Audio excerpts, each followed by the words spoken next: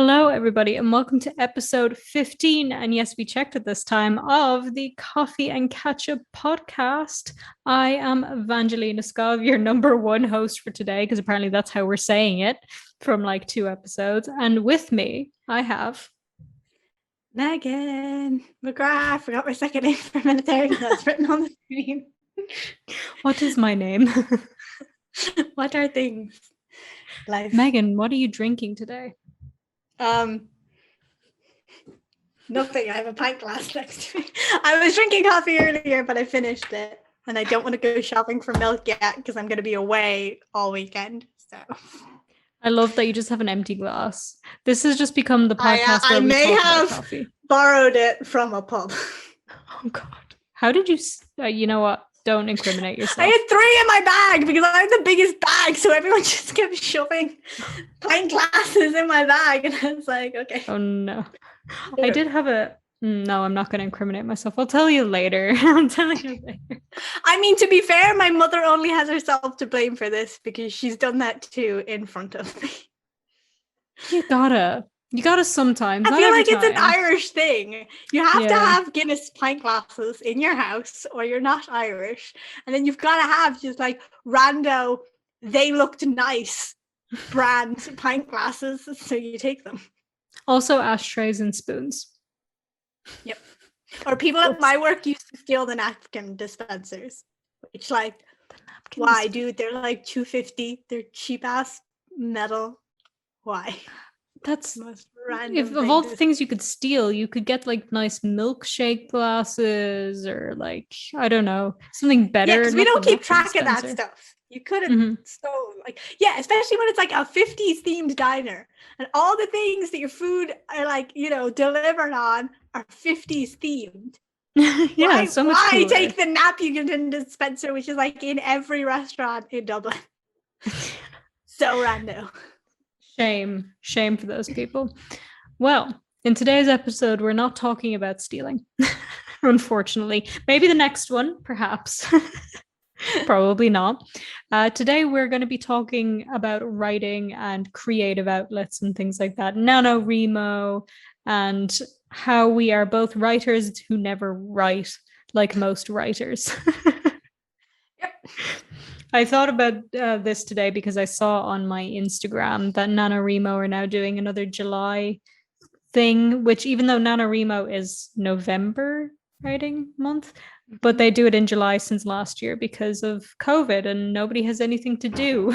So no, they've been doing it in July and August, I think, for a few years, but it's not the like 50,000 word count goal. Like you can set your own goal during the summer months, whereas the November one is like the 50,000 word, you know, like official one. They have like Camp NaNoWriMo during summer, and I've tried those because in December I've always got school, so in November I've always got school, so I can't do it in November because I'm like, nah, I've got like 50,000 words of other stuff due that has like grades and shit attached. I've tried the summer ones. I've maybe the most I've ever done is like 2 weeks almost consistently. And then how many words have you gotten done in any of like the July or I think maybe 10,000, but I'm fairly sure that was like one I'd failed the year before and just continued on. So I already had like 5,000 words of it done kind of thing. I don't know. Not very well. I've never done very well. I think my biggest is probably around 10,000 as well, actually, because I just never finished them. The thing is, as well, is I'm just a horrible underwriter. Like I just write too little because I always feel like I don't want to dumb things down for the reader, even though it's not dumbing them down. I just think it's dumbing it down because I know what's going to happen and I know the plot and I'm scared to give too much away so it's not too obvious. Like at the moment I'm reading this book, The Other Emily. I'm going to like, actually I won't say what's going to happen just in case spoilers, whatever. But like from the first, not the first chapter, second, third chapter, when they introduce the character Emily, you immediately know what's going to happen. Sorry, not Emily, Madison. You know what's going to happen. You know where it's going. but he like keeps hinting at it like he's being really sneaky, but he's not. And it's very annoying. And I don't want to do that. But then I have the problem of everything's too vague and nobody knows what I'm talking about. Yeah. I don't know. I always have the issue when I'm writing. Like, I want to write all the major plot point bits, and it's all the filler stuff, which is necessary because it's like character development, like moments and stuff. Like, I hate writing those like necessary filler bits, but like filler bits nonetheless. I hate writing those. So I'm always just like, I don't want to write this. I just want to get to like the next major like plot point moment thing. I think though the best, so I had to write a story for like a class. I had to write a 10,000 word story for a class project years ago. And that was good because it was 10,000 words. So like there wasn't a lot of filler stuff. It was mostly just like, you know, get through all the plot point kind of things. But now when I look back on it, I'm like, okay, obviously it's bad and it's short and whatever. But I'm like, I could easily go back in now and like write all the middle like boring parts, you know? So I'm like, maybe that's what I need to do in the future. Just write my story like really shorthand, just all like the major like bits and moments, and then go back in and like fill out the middle or like something. You know what? I've never even considered doing that. And that is such a good idea. Like that would just, because you'd get your main story out and then you can go back and be like, ooh, what little things can I add in here for like, you know, a little bit of story, a little bit of extra insight into the characters and the because I think that's my issue, especially when I'm doing like NaNoWriMo or something like that. Is like I get to one of those filler points where I'm not motivated to write it, and you don't have the time to just not write it during NaNoWriMo, and I just don't want to do it, so I just give up on the whole challenge. I watched a video from Hank and John Green, those their names. I know Hank Green does the crash course thing, and then John Green is that terrible book that made me cry. Not terrible as in it's bad, it just made me cry. They all make you cry. I've only read one. I only read The Fault in Our Stars. I read Looking for Alaska. That one was. I had that book, but I didn't read it. But I had the book. It was bad in the sense that like it made me cry. Yeah. It wasn't a bad book. But yeah, they have a channel together called Vlog Brothers where they format the video like they're talking to each other. So they start with Dear John or Dear Hank or whatever, something like that. Or Hi Hank. I don't know, maybe Dear John isn't correct at all. But Hank had one and he was saying like something that should be obvious, but I had never thought about it before. And he was saying, I never thought about doing this, but somebody pointed out to me, you don't have to write linearly. If you just have a big scene that you're excited to write about, write it and then go backwards or forwards or jump around. Like nobody said you have to write it linearly until you're like editing, in which case you gotta go forward, but by then you've done everything. Yeah, like one of the stories I was writing, I wrote the like major like ending, you know, well, not end scene, but like the major scene of the story. I wrote that like after I'd written the first chapter, because after the first chapter I started coming all the filler bits and I was like, nope, don't want to do this, I'm writing the major scene instead. Which was like fun, because then I was like, okay, now I feel like even if you like know the major scene or your ending in your head, I feel like it's still hard to imagine like how your characters need to get there. So sometimes I feel like if you write the first chapter and then write like either the ending scene or like the major like, you know, mid arc kind of bit or whatever, then you can look at both of those and be like, okay, this is what my characters look like here. This is what they look like here.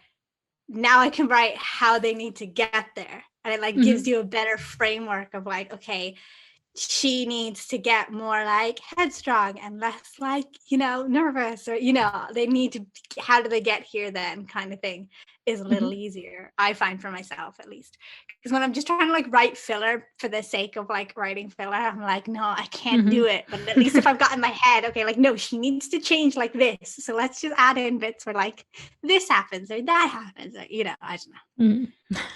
I feel that like I've ever finished the story. I haven't, except that 10,000 word one I haven't as a kid. Well, this is the bane of every writer. You just don't finish it. And that's the problem, because like you go in with the intent to finishing it. Otherwise, you wouldn't start it in the first place, but it never gets done. And I don't know if you're like me. I'm like, okay, if I start writing it now, then I can be done in this amount of time. But then I get overwhelmed and I don't finish it. And a year passes and it's like, oh, I was supposed to be done that a year ago, and Yeah. why was I rushing when I could have taken my time and not stressed myself out, you know? Yeah, I was just thinking though.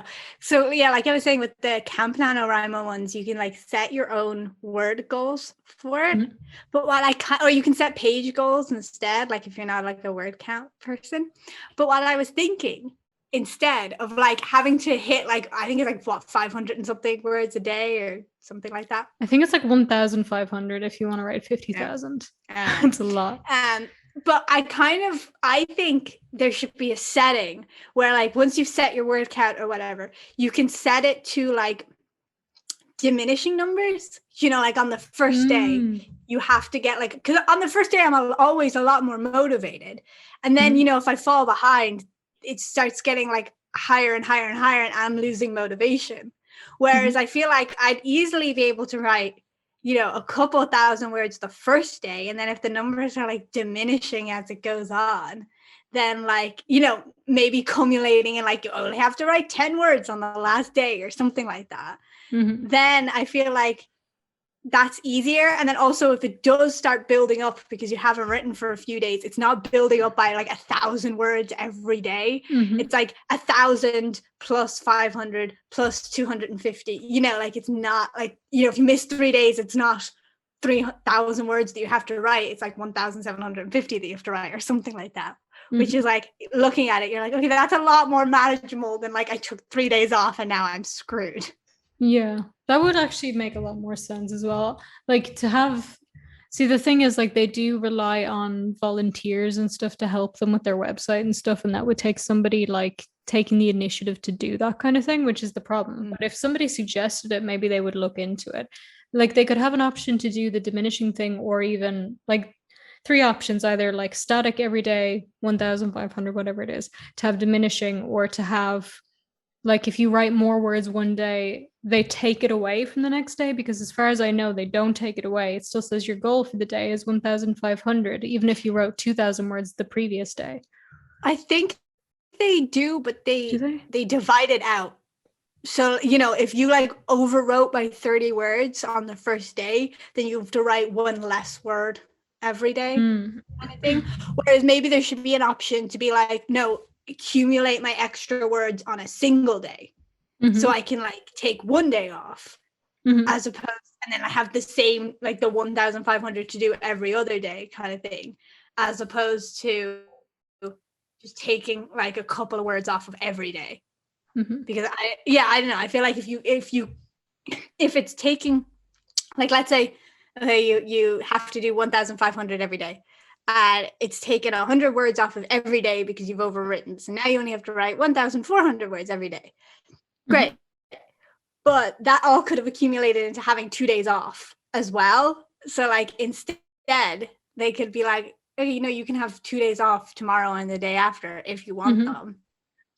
So that it, or like, you know, they take the 2 days off the end of the month or whatever. So that way you're like, don't feel guilty about like if you have an off day or a bad day, because you're like, okay, I could, you know, I have 2 days off. Whereas if they just reduce the total like word count over the months, you're still like, oh no, it's building back up, even though like you overwrote before, kind of thing. And yeah, I think there should be like options for like how they divide it out if you know if you want them.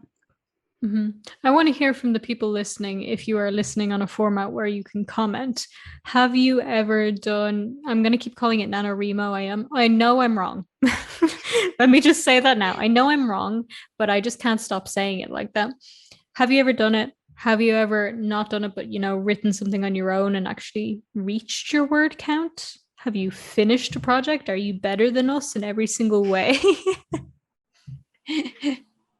What I want to ask you, specifically you, Megan, is are you, Okay. what is it? What are the two words? A pantser or a planner? I think I'm a pantser to an extent. Like usually I know my like middle, beginning, and my end. I don't necessarily know like how I'm gonna, or I know my beginning and my end, or I just know my end. Usually the end. I usually at least have the end set or the beginning set, maybe the middle. But like I don't necessarily know how I'm gonna get there. I don't write it all out. It's just a thing in my head of like, okay, it's ending with this event, and then I start writing. Like I don't. So I think I'm like maybe somewhere between the the two. I Mhm. don't know. I don't know what the. I think there is like a term they've created for like if you're in the middle. I A think I'm kind of in the middle. plancer. Yeah, I think so. Because sometimes I like maybe get the inspiration to like, write some stuff up on some of my characters and like their traits and things. But I'm like, it's in my brain. I don't need to write it down. It's in there, even though it Mhm. disappears once I stop writing. So I probably should write it down. Fair. What about you? What are you? I used to be a big pantser, like full on. I would possibly know the ending, but like vaguely, it would be like, yeah, main character's gonna die. Yeah, they're gonna kill somebody. Yeah, this horrible thing is gonna happen. I can't seem to write anything with a happy ending, so we're just gonna. Although this thing I'm writing at the moment, I'm not sure Happy if it's endings gonna are be a happy ending. boring. Yeah, it might be like a bittersweet ending, might be a happy ending, might be a terrible tragic ending. I have See, yet to decide, but. Hmm? I feel like bittersweet endings are good because happy endings are sometimes like, yay, they got what Mm, they wanted. Boring. boring. Whereas like tragic endings can sometimes be like, sometimes tragic endings are like amazing, like Mhm, the euphoric, like crying it out kind of thing. And mhm, then other times they're just like, no, I was too invested in this character for them to mhm, die. That was lazy, that was boring. No, you just killed them. No, too invested. Or like mhm. it came out of nowhere just to like have a shock ending. And you're like, dude, that wasn't good payoff. You just killed them off for like abstract. There's this Yeah. whole story about like magical creatures and they fight a war and they win and they get hit by a bus and they die. And you're just like, what? Yeah. But then I feel like bittersweet endings are like usually a good melding where you're like, I kind of wish this had ended happy, but at the same time, this is the ending they deserve. Well, not Yeah. like actually deserve. They deserved a happy ending, but this is like the ending the story deserved. Mhm. I think for the thing I'm writing now, that like I started writing it ages ago and then I stopped because I decided I wanted to plan it. I wanted to plan it fully. And then the issue that occurred was I was like, oh my God, does this story make any sense? Is there enough story? Is there enough subplot? And I got really stressed out trying to figure all that out. Like, is this actually just a shitty story? Because the concept is solid, it's the actual story of it. And now I don't even know how it's going to end. So I'm like, do I just go back to my pantsing days with a little bit extra research done, or do I like try and plan this out? But I have like some main, like, not plot points, even just ideas that I want to have, and I have scenes in my head that I want to write. The thing is, like, I will tell you about the story off camera so that I don't spoil it if I do actually finish the bloody thing. But I know for a lot of it, I want to like kind of, because it's more of like a YA, which I've never done. I usually write something horribly depressing, which like nobody will want to read. Like maybe five people will love it, but you got to find a good balance between like what you love and marketability.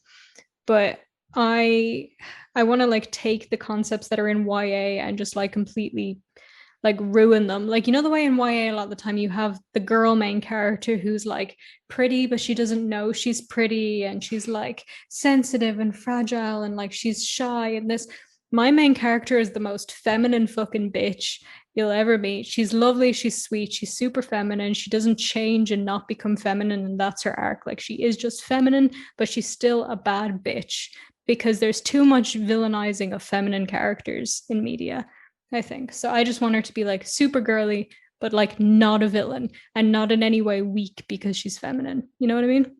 Yeah. I kind of like that whole like turning, like expectations in stories like on their head. Like who is it? Someone I was talking to recently mentioned how like all of these like new love story shit like and Wattpad like stories that are getting like turned into movies like After We Collide and like 50 Shades and like all of them. She's like, realistically, if these were real relationships, they would be abusive as fuck. So what I want to do is write a story that's like, all of these relationship things that people nowadays are like, OMG, relationship goals. Like he's stalking her and like beating up guys for her and she's got no friends left. And it's like, OMG, relationship goals. But then at the end, it actually does like turn out to be an abusive as fuck relationship. I Because would love to read that. that is what they are. Mm-hmm. Oh my Whereas in God, the I would love movies, that. it's like, oh my God, happy ending. We've got kids. We've got fam. It's adorbs. And it's like, no, if you've got a relationship like this, honey, get out. It scares me. Yeah, like that's the reason I didn't watch the movie 50 Shades of Grey when it came out, because I tried to read that book. I got halfway through and I was like, I'm supposed to be happy about everything that's going on here. That and Like, it's terribly written. Let's get that out there right now. I mean, it's a legit fanfic, isn't it? Yeah. It's a Twilight fanfic. Yeah. But like, to be fair, nothing against BDSM, but that is not BDSM. No, It's not. It's just abuse. Yeah. There's like a complete lack of consent in the whole thing, which is like the main important component of BDSM is consent. And there's just so many other parts that he just like does these weird things, and she's just like not a believable character in any way. You know what I mean? Like she's meant to be this weird kind of ideal fantasy innocent girl, but it makes no sense the way she's portrayed. Like obviously innocent people exist, but it's just the character itself bothers me. And I don't know. I don't even know what happens in like the second and third book. Somebody told me, but I blocked it out of my memory. I was like, I don't want to know. It's terrible. I'm ignoring this. Yeah. But it's like that TV show You, where the guy is legitimately a stalker and murderer, and yet people are like, but I love him. Like, don't get me wrong.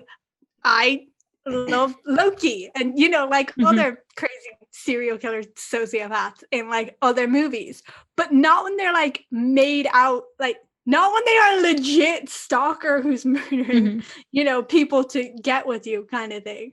No. Also, wouldn't actually like, no, I don't know. Yeah, I mean, I love You, but like I don't like romanticize the main character. Like the whole point is he's a psychopath. Well, not a psychopath. I shouldn't say that. That's stigmatizing, but you know what I mean? Like he's not okay.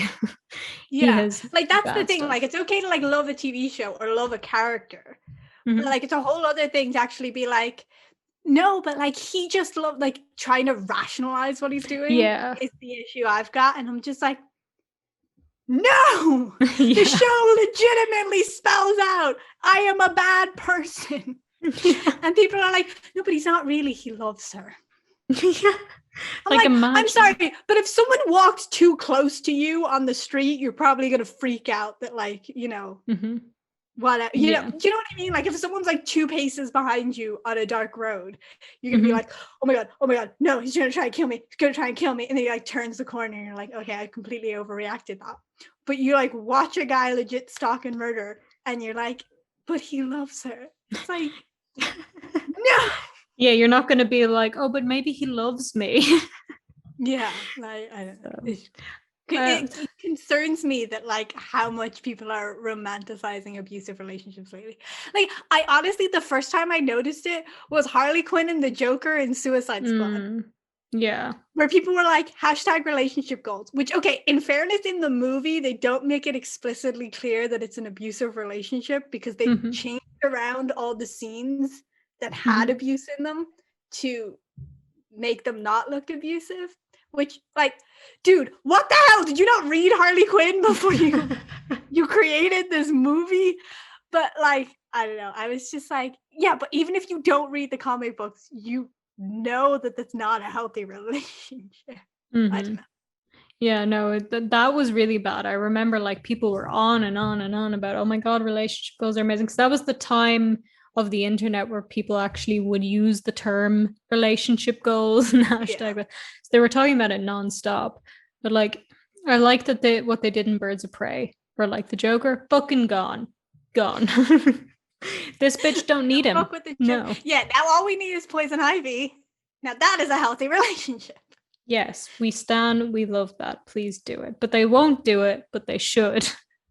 I mean, they like vaguely mentioned that she was bi in the movie, but I missed it because it was like a 2 But they always do that. It's so annoying. They do it enough to like hype it up and like keep the gays happy, but they won't commit to it. Like it's like, and I know there's usually like a writer or a director or somebody who wants it, and it's not the production, but like the people paying for it who are like, no, you can't do that. So I get that it's not their fault, but it's just so annoying. Like they did that with wasn't Velma in Scooby-Doo supposed to have a girlfriend and be gay? And like the production kept changing it so much and so much that like they were like, no, she's not going to have a girlfriend. No, we're not going to explicitly say she's gay. We'll hint at it. No, we're not going to hint. She's going to have a boyfriend.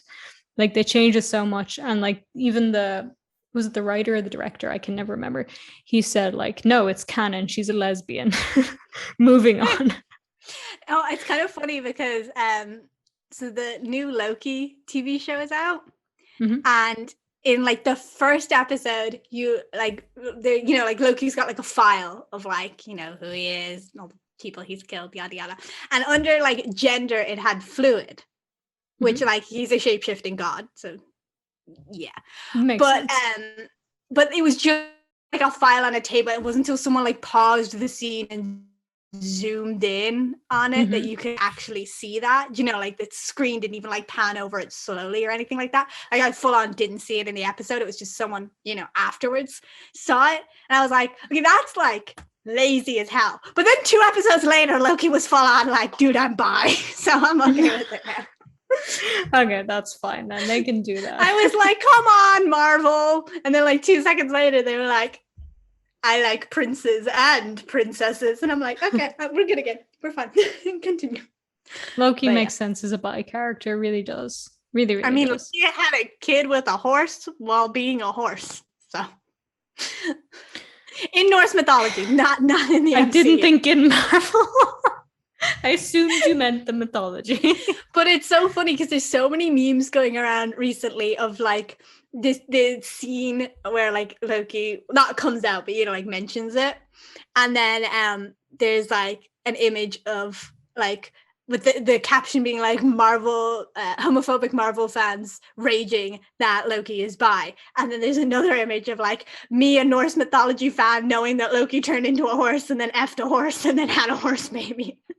It's one of those things where it's like, guys, get your priorities in check. At least they're not having a horse baby. Okay. You know what I'm wondering? Okay, so like I know you read Percy Jackson stuff. Are they still making Percy Jacksons? They still doing them? They're not? They're done now. Well, I know you big into Percy Jackson and big into classics and all that. Would you ever write something that's like based on mythology? Because I know it's kind of been done, but it's only been done from certain angles. Yeah, I there's 2 stories I have in my head. One is Hades and Persephone. Duh, because they're my OTP for life. They've got a cute doggo. They're relationship goals. But yeah, so that one. But I don't know how but there's loads of like Hades and Persephone stories recently. But a second one that I've got is like a modern retelling of the Medusa myth, but without any magic or anything. So like instead of like her being like a Gorgon who turns people to stone by looking at her with like all her snake hair and whatever, I want to have it as like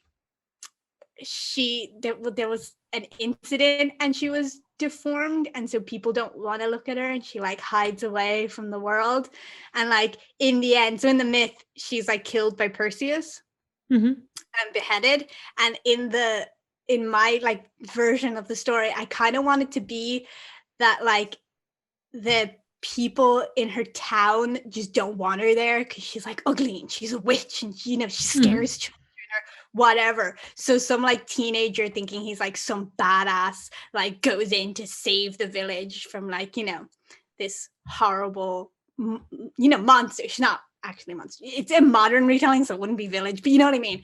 Like goes in to want to like try and run her out of town or whatever, and she's legitimately like, dude, get out of my house, like I literally don't leave the house, why are you all like hating on me? I get my groceries delivered, I am an introvert. Like he kills her, and then you're like, wow, people are mean. The monster was not a monster, the people were a monster the whole time. It's Frankenstein, but you know what I mean, like one of those like that would be so cool. Oh my god, I would love that. Right, especially because the whole reason Medusa became a monster like in the myth in the first place is because she was sexually assaulted by Poseidon in the temple of Athena, so Athena punished her. Athena, so come on now. I kind of want, like, I don't exactly know how, but I kind of want her disfigurement to come about in that kind of way, where she, like, you know, maybe goes on a date with some guy from work, and the guy from Oh. work attacks her, and then someone Oh else is God. jealous, you know, and then like acid attacks her or something like Yeah, that. I was gonna say because that happens like a freaky amount that people do like acid stuff like that could be, and that would even be sadly Yeah. realistic. Yeah, Like, that's what I mean. Like, I want the whole story to be like real, like a, you know, a real story of like, mhm. it's completely realistic. Maybe the ending's like a little extreme, but I feel like some people do get like weirdly like, oh, there's that witch that lives on the corner and all the kids are afraid of her and like she's awful and she's cruel, but it's like realistically, she doesn't leave the house. What are you on about? Like, you know, Yeah. No, but I calm like the down. extreme ending. I You think it know, works in this case for the message. yeah, I kind of, funnily, okay, this is like the one like big detail thing I have is that I kind of thought it would be interesting if she died because a mirror fell on top of her. So the last thing she sees is herself. And in those final moments, she's like, I'm not a monster. This man who came into my house and attacked me, the woman who disfigured me, the man who assaulted me, they're the monsters. I've been hiding from the mirrors, you know, for years now, but I'm not the monster, kind of thing. I would bawl. Oh my God. I'm already ready to cry. Like, no, the tears that would flow for me. If you do not write this, I'm going to nag you to finish. Maybe we should start nagging each other. Maybe this is how we can actually get some work done. You write this thing so I can like get my crying out for the month. See, I'm going to have to start in January, though, is the issue. I'll start writing in January. That's fine. When I've got You have time. work to do. Oh my God. No, you have to write that. You really have to. Yeah, so I kind of want it to be the kind of story where like you don't need to know the Medusa story to like follow along or anything, but it's just a nice like undertone to be like, hey, have you read the Medusa myth? Because FYI, not the bad guy. I mean, sort of the bad guy. She killed a lot of people, but didn't intend to be a bad guy. So if you finish this, would you want to publish it? I don't know. I always say like if I want to, you know, publish or like self-publish a book or something, but yeah, I suppose it depends how it is once it's finished, you know, like what I think of it once it's finished kind of thing. But I would definitely share it with you and other people. Thank you. Well, wait, since you brought it up then, since you brought it up, what are your opinions then on traditional publish versus self-publish? I don't know really. Like I don't have an issue with either one. I think self-publishing is very difficult unless you already have an audience, like, you know, you're a YouTuber or you know, you're big on Instagram or, you know, whatever. I think it's, you know, it's a lot easier if you already have an audience, because you don't have all the extra stuff that comes with like being with a traditional publisher. But I also think traditional publishing is a lot of the times a hack. Like you don't get paid nearly enough for everything you do unless you're like a J.K. Rowling or, you know, a Stephen King or, you know, a John Green or, you know, whatever. Unless you're like one of those major authors, you don't actually get a lot from writing. I think like the main pro that traditional publishers have nowadays is the marketing. Like whether you have an audience or not, they'll do the marketing for you. And I guess it's a very individual decision what's better for you. Like I've been trying to think about for me, if I actually finish something and I'm happy with it and I edit it, do I want to go the traditional publishing route? And I go back and forth and I'm like, well, it makes sense because they'll do all my marketing. And like if I do it myself, if I self-publish, is it going to sell? Like, do I have the funds to put into marketing? Because I can't just rely on pushing it to my own audience because you can't guarantee that any of them are going to want to read it. Like, I think generally they say, I don't know how true this is. I've just heard this. Like, I haven't actually checked the maths and I don't understand maths. They say like 1% of the people you're pushing something to, whatever it is, will go for it. And I guess that depends on what you're pushing. And like, if you have a whole YouTube channel dedicated to writing, you're more likely to sell more copies, you know? Yeah. Like obviously your channel, less people are likely to read a book because your channel's not about books, or, you know, it's not about a specific genre that you're writing about, you know, or whatever. But yeah, that makes sense. Yeah, I wonder sometimes though, if, because the huge thing about like going to a publisher is getting the marketing and everything done for you. I sometimes wonder if you're better off paying a marketing like manager and then self-publishing the book. Do you know what I mean? Like, are you more likely to get more out of that than out of a publisher?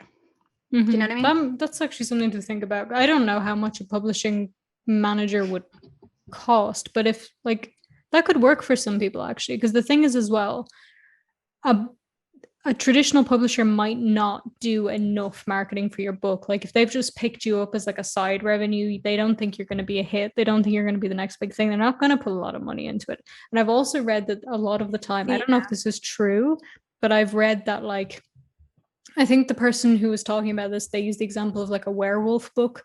So if a big publisher is about to publish a werewolf book and they think it's going to be a hit, and you submit them a werewolf book, they might choose to publish you so that they can undersell it and make sure that their hit is the big hit and not you, the competition. You know, I don't know how true that is, but that's just what I've heard that they do. Yeah, and I've heard from like people on like Facebook groups and stuff I'm in for like writing and self-publishing and stuff, people who like have been picked up by publishers, but they like didn't do any marketing, they just published the book. Because, well, you know, once you sign the contract, you kind of have no control over how they present your book or how much or how little they put into trying to sell it. So I've seen people on like self-publishing websites where they were just like waiting for their contract to be up to self-publish their book, because they're like, even with putting minimal investment in, I'd be doing better marketing than they did with my book. They just published it and never told anyone that it existed, kind of thing. And it like, you know, was on Amazon and then like maybe in one bookstore, because the bookstore saw the title and like a list of new published books, whatever, and picked it up. But like it wasn't everywhere, kind of thing, to the point where they were like, I would have been better off just going to like 3 of my local bookstores, asking them to like, if they wanted to sell my book, and putting it on Amazon myself. She was like, you know, it's kind of that, like, obviously it depends on what kind of contract you have with the publisher as well. But yeah, it can just be the case sometimes where they're like, just don't bother with the, you know, they'll publish it, but they won't bother like doing anything, and you're almost better off doing it yourself, kind of thing. Yeah, I think like as well, again, it depends, you know, like if you're somebody and you're writing a book and you have, just say you have no audience, no idea of anything to do with marketing or design, or you're not an editor. Maybe in that case for you, then traditional publishing is the case if you just want to write and you just want to be done and hand it off to somebody else to do the rest. But if you're interested in having full control over your book, then self-publishing. The other thing I had thought about is like, the thing you said about the bookstores, because traditional publishers will get it into a bookstore, whereas self-publishing, it's like really a matter of if people ask for it. And then like, how much work can you really do yourself trying to get it into bookstores? I think if you were somebody who had an audience, like say you had a couple 100,000 followers on a book-based Instagram, you could say to people, hey, I'm publishing a book. If you're interested in it, go ask your local bookstore if they would order a few copies so you can buy a copy from them. Like, because usually bookstores, I guess especially indie ones, not big chains, will order a book because, you know, it's going to get them a sale, and then you're supporting a small business as well. So that's also another option, but that's a very complicated thing. But then again, I don't know how much people buy from bookstores, especially now, like with the pandemic, and like there aren't even bookstores here that I can get a book in English. Like it's like, you know. Sure. Yeah, I was I've always had this idea in the back of my mind that I want to own a bookstore / coffee shop together thing with lots of plants inside and brown and leather chairs, and basically a Hogwarts and a Hufflepuff common room bookstore is what I want. But realistically, I was thinking I want to own a like book van, like a like a portable bookstore, like in a caravan or something like that. And then, if you made enough profits for that, you could rent out a shop front kind of thing. But I was like, it would be cool if my little book van sold like independent authors, like self-published authors and stuff, like books that people might not normally come across because, they're like hidden in the millions of books on Amazon kind of thing, and just like sell some of them along with like, the most popular new releases or whatever as well. And I just have like my weird little like niche indie corner of books or something. That would be so cool. Oh my God, do it. Every idea that you have in your head and you tell me about, I'm like, yes, do it. Every single thing. I keep saying to my mom, like, yeah, I want to buy like a caravan and like deck the whole inside out and have a bookstore and maybe just a little coffee machine so that people can sit outside and have a takeaway coffee, or whatever. And my mom keeps going, yes, but wool shop. And I'm like, not the same thing. Not even you buy a caravan and you have a portable wool shop. Mine is you could get matching caravans. Yes. That would be so cool. Can I have a caravan? What can I sell? I'll sell like vinyls. There you go. Yeah, you sell vinyls, I'll sell books, and my mom will sell knitting stuff. And we can go like across Ireland together. We can all go camping. That would be fun. Oh my God, that would be fun. Let's do it. With all of our money, all of our millions of euros. You wouldn't need millions for that, but shut up. It would be a fun time. Because the YouTuber with the psych degree and the archaeologists have huge income potential. Oh yeah, we're like loaded, full on millionaires right here. Jeff Bezos. I mean, you're probably better set than I am. I mean, yes, but I have a job. You're a full-time student, so I can only dedicate some of my time to study, whereas you can do all of the time. So, I mean, I should do all of the time. I don't. You have to rest too. Rest is important. Don't knock yourself for resting. Take as much time as you need, unless that means that you won't meet your deadlines, in which case maybe don't take as much time as you need. That is my advice. You're all very welcome for my wisdom. I know I'm very smart. They should hire me at NASA for like brains. Yep. I was just saying when we evolve.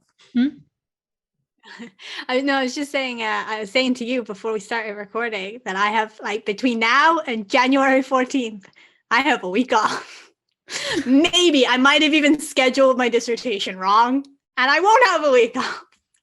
So tragic. It really is. Hey, I'm going away next week for a few days, but I've still got class during those few days that I'm away. It's just online, so it's fine.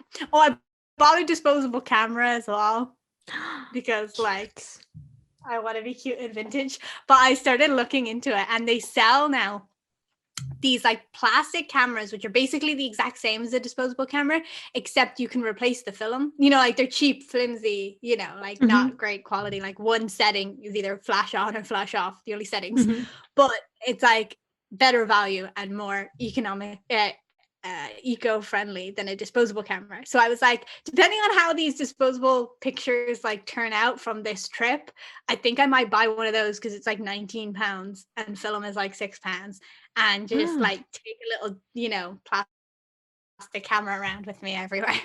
That would be so cool. Take cute film photos for the whole year. I love that. Oh my God, you should do that. There I go again. Do it. Do all the things. But when I was looking up all that stuff, I was like coming up with loads of videos of like film, like there's loads of YouTubers who specialize in like taking pictures with film. And I was like looking at all these like different film cameras you can get. And I was like, I think I'm just going to settle for the simple plastic one because it's basically a disposable camera and I don't need like other settings and yada yada. Like I'm not trying to take artistic shots. I'm just trying to take pictures of my drunk friends.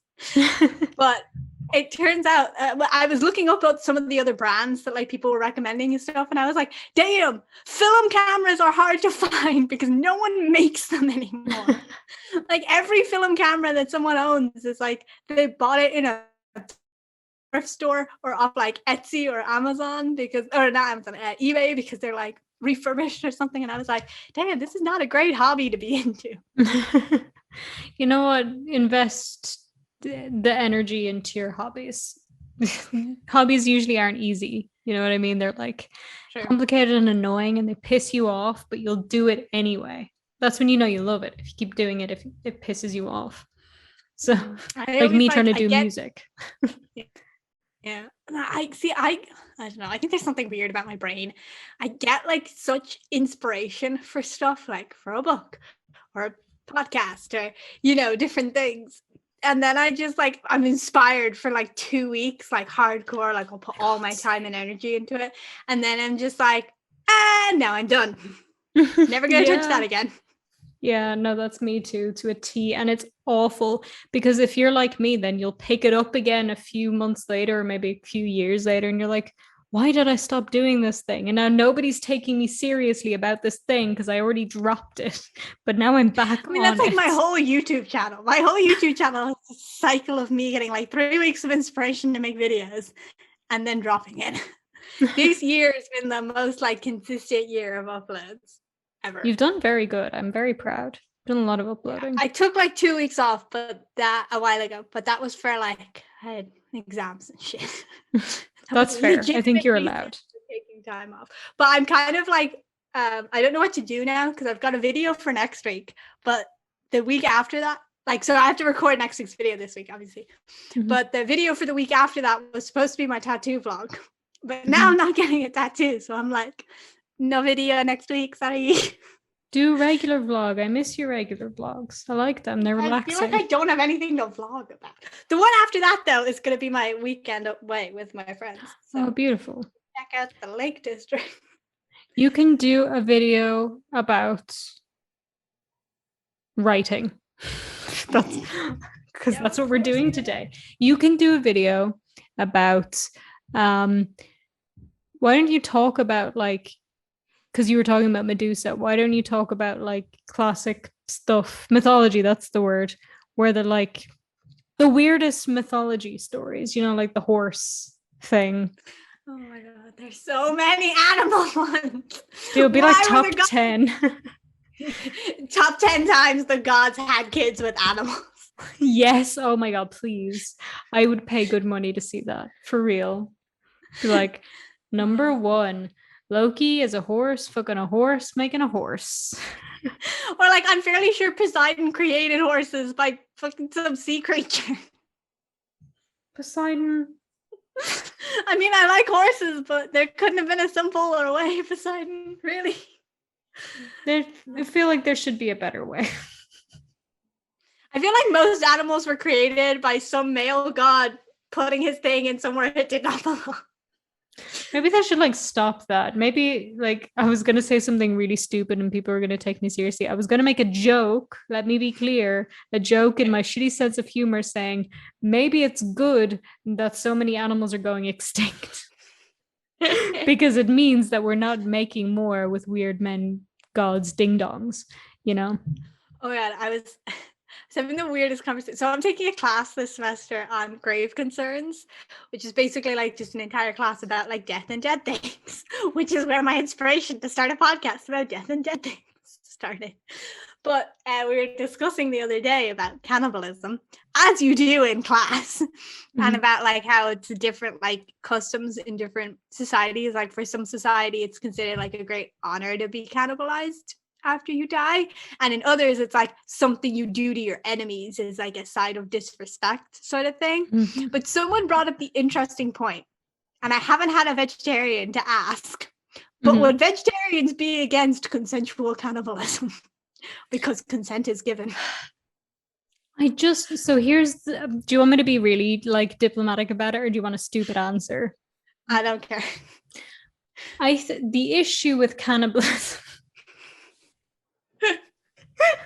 Can I just say, before I give you an answer, this is making me laugh so much because I said to my girlfriend the other day, like, I would love to do research on cannibals, like the psychology of cannibals in like a Western modern setting sort of thing. So, and she was like, what is wrong with you? Hold on. Waiting.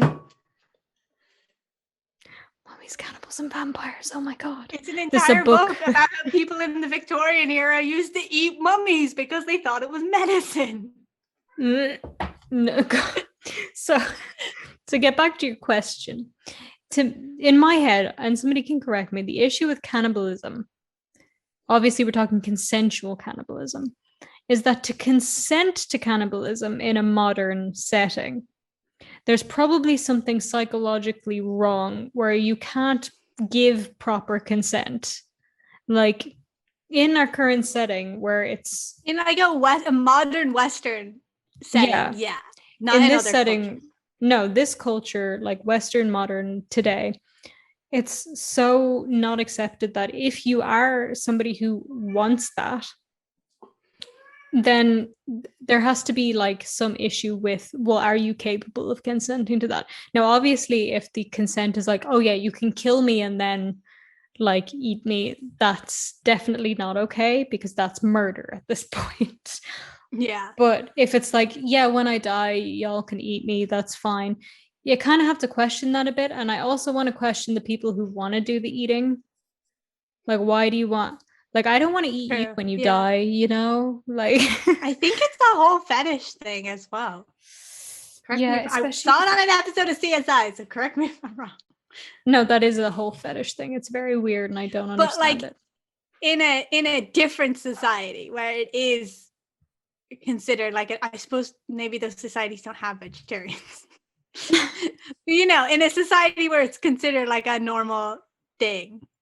Mm-hmm. I don't know. Well, for the whole question someone asked, but no one in the class was a vegetarian. So. Sorry, that's my cat making noise. For the whole vegetarian point, the thing is like I feel like, so I have eaten meat. Like I'm not the most devout vegetarian in the whole world, so maybe I'm not the best person to ask, but I feel like, oh my god, vegan teacher is gonna come for you. Vegan teacher is gonna murder me. Knock on wood. Cancel me. But I feel like if an animal, I'm talking from like my current perspective, if an animal were to die of natural causes, I still wouldn't want to eat it. Mostly because I think it's gross. You know what I mean? Like, again, you know me, you know I don't like shame meat eating. I don't care. You do you. But for my own personal thing, and I don't know, I don't have a whole thing with like the body needs to be respected after death because like you're dead. You're dead. You just like, you know, we cremate bodies, but I just think it's gross. And if you want that, there's probably something wrong and you probably couldn't consent to it in the first place. And then you have to think about the loved ones. Like, do the loved ones really want their family member, their deceased family member to be eaten? Like, so my girlfriend's right here. And when we finish this, she's gonna be like, what the fuck? She's giving me a face right now. Like, what are you two fucking creeps talking about? Just explain that you're talking to me and then it all makes sense. She knows, she expects it at this point. I'm gonna say, now that we've fully devolved the conversation from NaNoWriMo to should we eat dead bodies? should we call this a podcast? We should probably call this a podcast before we move on to some of the other topics from my grave concerns class. Yeah. They've gotten weird. We've started arguments. It was actually so funny though. I just need to mention this. It was so funny because we were having like a normal civil conversation on Zoom.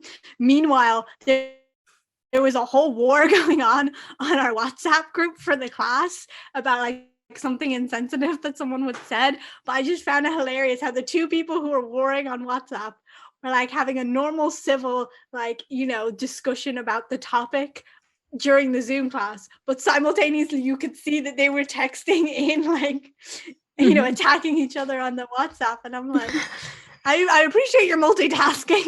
I find it impressive that you're keeping a straight face while giving out shit on the WhatsApp. It's commendable, really. Do you have any final points on writing before we go so we can possibly bring this back? Writing. Oh yeah, that's what we're talking about. I don't know. I haven't written for fun in so long. What is it like? Is it fun? I presume it's fun. I'd like to get back to it at some point. Might post some things on my blog about skeletons because I find that fun. I'm going to say if you're somebody who writes but are like us and you just never seem to get anything done, don't worry. This is the plight of writers. We have all the ideas and we spend very little time actually writing. So you're doing amazing, sweetie. I think I need a ghostwriter where I can like tell them my Medusa story and then they write it for me. They would be But expensive. simultaneously, I'd be annoyed that it wasn't exactly how I wanted it, and then I'd probably end up rewriting the whole thing anyway. Fair. At least you have an outline of like the subplots. Right. Well, that's going to be it for this podcast on writing and cannibalism. If you liked this, be sure to, give it a like wherever you're listening. If you're on YouTube, please subscribe to us. If you're on any other platform, please follow us or whatever other type of thing is available to you. If you want to keep up with us privately, you can follow Megan on YouTube at Megan McGrath. And on Instagram, she's also, well, no, she's not Megan McGrath. She's Megan_MCG or if you would like to follow her bones, you can find her on Instagram at Megan of Bones. I'm sorry, I said the weirdest way I possibly could. If you want to follow me, I'm Vangelina Scott everywhere, YouTube, Instagram, Twitter. I technically have a TikTok, but I don't use it, and Twitch, where I play video games and don't talk about cannibalism. So we may have books coming up in the future. Unsubscribed. Thank you guys for listening. Comment on your Twitter now, on your Twitch at some point, being like, needs more cannibalism. Needs more cannibalism. What's wrong with out of the blue, no context. Needs more cannibalism. It's kind of terrible that people are going to listen to this and be disgusted, and we're just like, ha, lol. Something wrong with us. Anyway, thanks for listening. Love you guys. Bye. Bye.